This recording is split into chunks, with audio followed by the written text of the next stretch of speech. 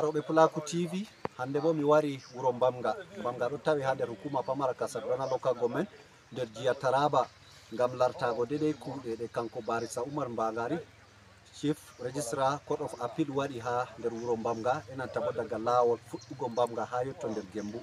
To ɗo on mi tammi yillago nder wuro ngam hirdugo be yimɓe fere mi nana hamɓe go no ɓe nanata sewo ɓingel maɓɓe be ko wanni ɓe ha nder wuro Bamga. Nden bo ɗume be ɗume on ɓe tammi ɓe ngeloto wuro Bamga tammi heɓugo ha yeso ɗo. Ɗo ni jotta mi yiɗi en jaha en gillo nder wuro Bamga en dara dede activities ko ɓe ngaɗi ronin ha nder wuro Bamga.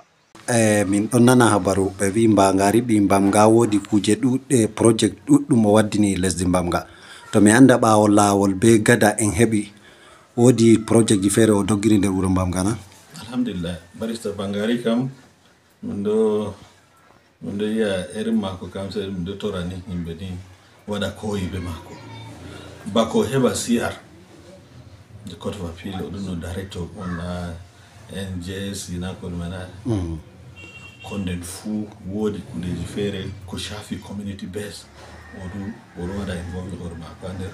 irin bara at the end of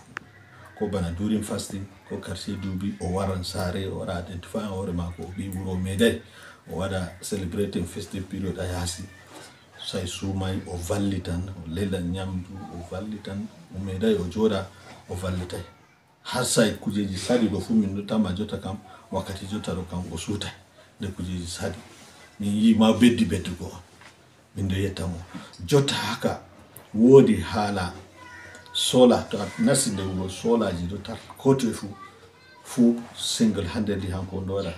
project ji ɗo to a laari ɓe waɗi wayarin wuro fu hanko on effort mako.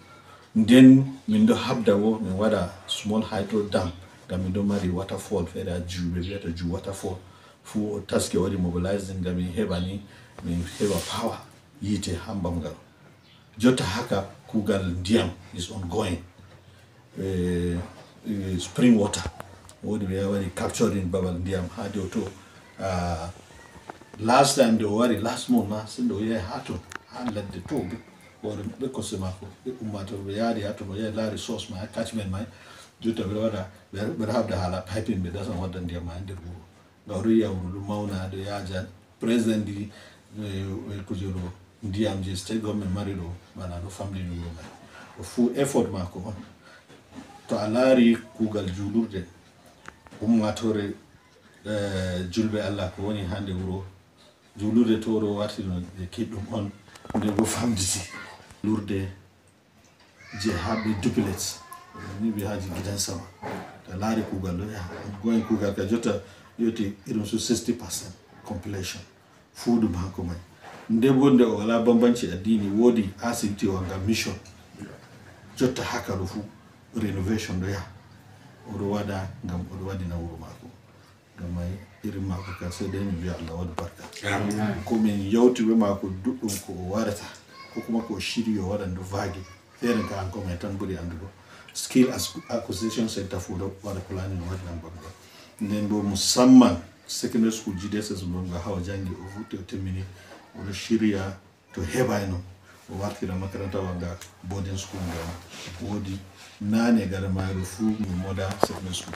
jotta ma fito nde wodi schools almost everywhere kala village fu heɓi secondary school o yiɗi ni makaranta ɗo still waɗa maintaining status majum so ɓe wartiran ɗum fof kujero boarding school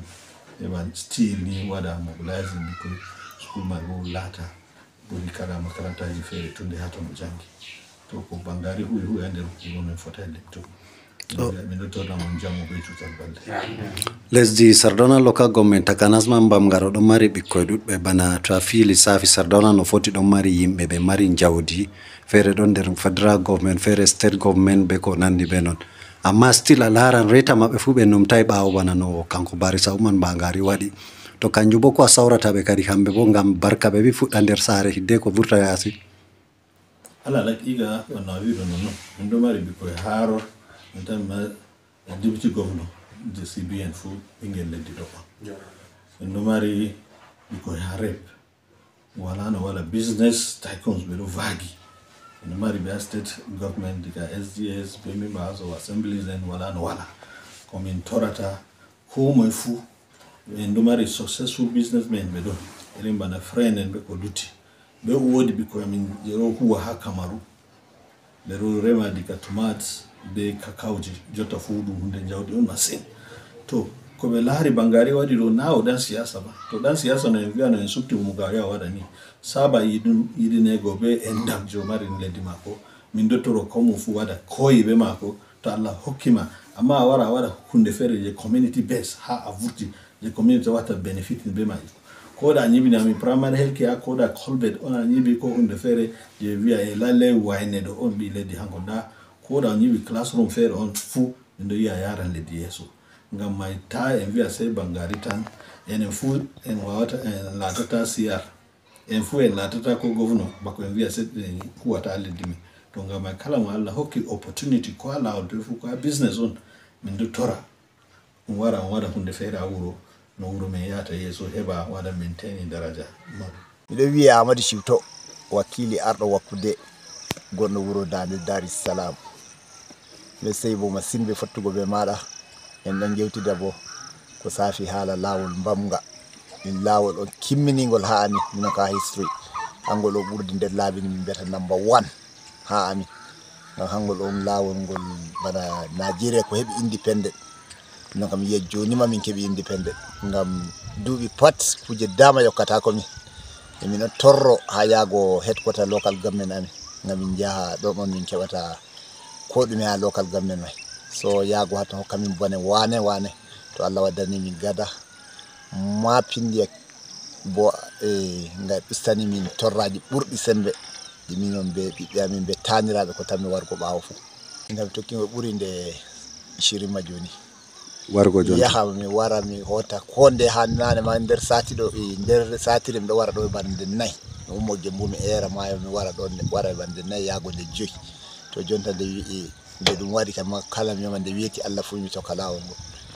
sedan o mi diwata se nyande jumbare wonta mi hebata wargo to ko a wi'ata gaddo lawol mai ko bo mi wi'a balludo ngam yigo lawol mai wadama to o on der history Sardauna hanko woni number 1 mo bibbe ni Sardauna local government ndesimo ha yeso be tamma yegutugo mo ha illa masha Allah Allah barkini Allah beddu barka Allah karomo Allah beddanamo bo mangu min getti on kala bi Sardauna woni ga e maado kam fu o yetti ngam wadi hunde on de history tamma yegutugo mo wadi dum bo Alhaji Umaru Bangari hanko on wadi lawol barista Umaru Bangari hanko wadi lawol min kan der sew am der ngenda am mi wayri o men ngada hunde on de seyniyam on ha der yonki am burata dum mi andi bo iri am buri dubu o ko min ngadanta mon se do'a ngam wala ko min poti ko mo banda do'a bana barista kam en fota limugo se en via be be turanci dum gor seno na imbe bamga ngam ko wari wadi ni Allah rene de ndima en mi dada ko no wanne mi project fere daka ko nangi lawol hasibiti julirde sola ni paji nden o wadi nan program ko shafi dirije to hinde wari jodata fija daka ndoti be derken ande wuro dum hanko acci hedi nyamdu say sumay irin billal je en mari gabakidan imbe bamga cibdon bana siyar ka gaskiya to na yettore bakka men wala gorle fer dama ko biata bawma ngata min lima min limidata ko ta do Allah barkida mo den Allah ni valla Allah ni o bedda joduga to mo heba ko buri kanjum ngam gaskiya o huyna min barka ma tay bolugo golle fere to na yettore barka min torata Allah rene ande amin gabakida min fasita to rugo ni ayi baba do hokka bindel fasita to rugo e ko mbamga lutri jonta nde mi hebi lawol be tulibido gabakida min do tora to lawol donno da mi yida siyar balla min jonta mbamga ko lutti dum local government mari haaji bakama kanjum mon ko min toriyama ko ngam min defiya da o valla min e kanjum ngam min ka to lutti to wala golle fere je volata damande injan sanda bravo non won piye jambondo da asim bondo mbamba cibdo ado volle je portugo voliro ala sene bana banga to mi min duina bonda ba bangare ma bura sembe ngam mai kita ko lutini kala ko hani wata ka fuwa to wadi ala sene ngam mi tora ndo kam hokko do yimbe ngoni da ha jami gubi barkama tani bana iri abu kefas gomna mi taraba state barista jiti SGS Taraba State member min honorable de Abel Peter Dia ambe do fundi ni mi yara bu ko ni yara hawta barista bangare do hada ni heba bango heba lokko ko heba bango ya yeso ngam bango artimoni bangare artimoni bango ngam ma ko to tani bura ba lokko ko mi yi wannan geto alhamdulillah wala ko bi'eten ene kam sey yettugo barista Umar Mbangari tan Allah juttinmo balɗe ko en gi kam en gi yeso bo kadi Allah hokkata mo ko ɗume fay